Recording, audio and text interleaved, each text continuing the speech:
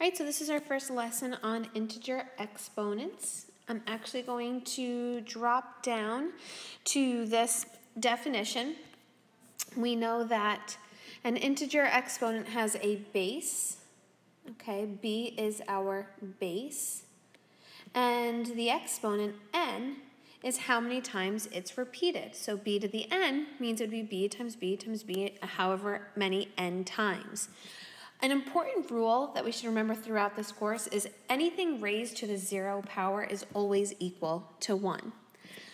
The other rule that we should remember is anything to a negative exponent can simply be dropped down to the denominator in order to become positive. So if we take a look at exercise number 2, we've got f of x equals 20 times 2 to the x. Notice that only the 2 is being raised to the x power. Now we want to evaluate without using our calculator. So we're going to do 20 times 2 to the 2. I'm plugging 2 in for x. 2 squared is 40, so 20 times 40, that gives us 80.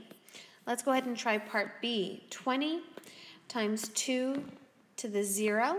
Well, 2 to the 0, because remember, only the 2 is being raised to that power. Anything to the 0 power is 1. So this is going to be 20 times 1, which is 20. And then finally, part C, 20 times 2 to the negative 2. Before I do anything, I'm actually going to bring that 2 squared down. Okay, that negative 2 implies that I'm going to drop my 2 to the denominator, and then that exponent becomes positive. So this, in turn, becomes 20 times 1 over 4, which is 20 over 4, which is 5. All right, and then part D, when x is increased by a factor of 3, how does y increase? Well, if we take a look at this, if x is increased by 3, that's going to be 2 cubed. And 2 cubes output is 8, which means our output, or our y, will increase by 8. Let's write that down. All right, so that was just typed in right there. For each input, the output is increased by 8 times. All right, for exercise 3, I'm going to run through this quickly because we've discussed this earlier in the year.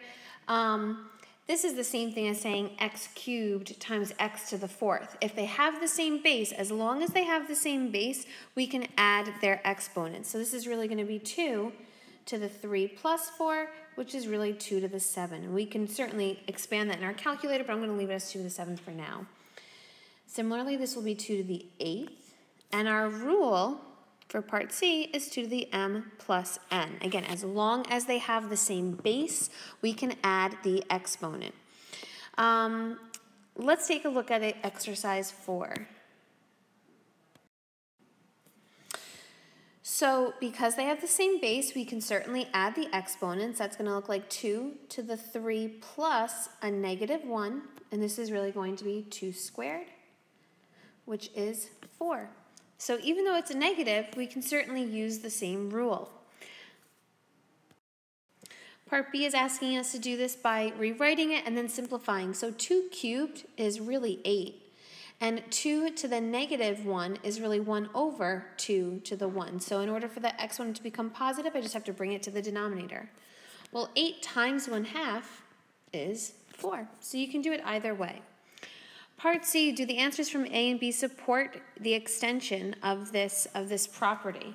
And we can say that yes, the answers are equivalent. We can see that it supports it because the answers are equivalent.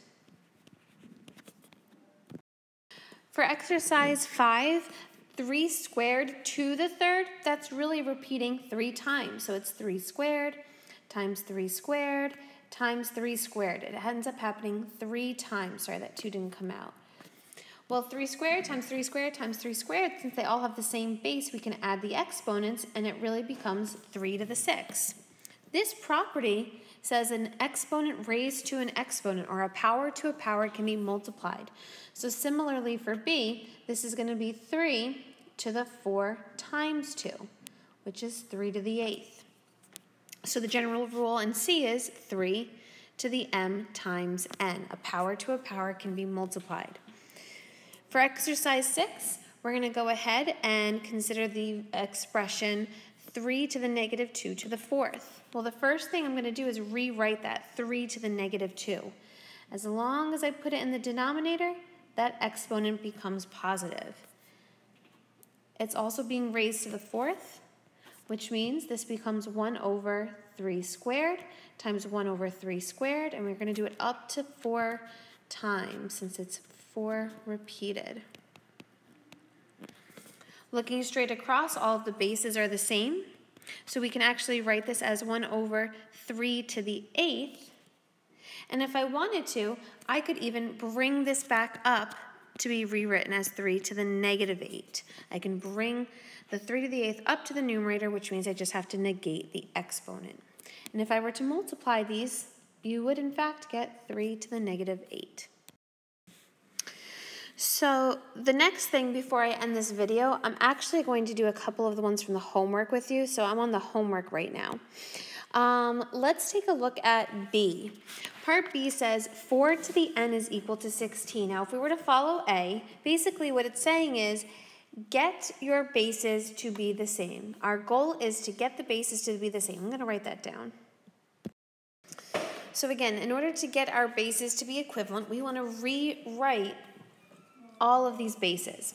Well, I can actually rewrite 16 so that it looks like, so this is 4 to the n equals 4 squared. 4 squared is equivalent to 16, so I'm not changing anything, I'm just writing something that's equivalent. Now that I have common bases, I can drop the bases, and I have my exponents that are left over. Similarly, I can do the same thing with part C.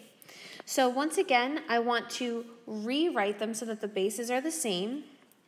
This 81 can actually be written as 1 over 3 to the 4th.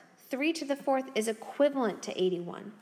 I'm still not where I need to be, though, because I need to get it all on the same level, which means I need to get that right side out of a fraction. Well, we know that if we bring it up to the numerator, all we have to do is change the exponent to be a negative. So 3 to the n is equal 3 to the negative 4. I now have common bases. I can drop them, and n is equal to negative 4. Part D is a little bit tricky because if you think about it, there's no way we can actually rewrite 1 or 7 to be a common base unless we use one of our rules from earlier. And that specific rule says that anything to the 0 power is actually 1. So I can rewrite 1 as 7 to the 0 power. 7 to the 0 is 1, so I'm rewriting it as something equivalent.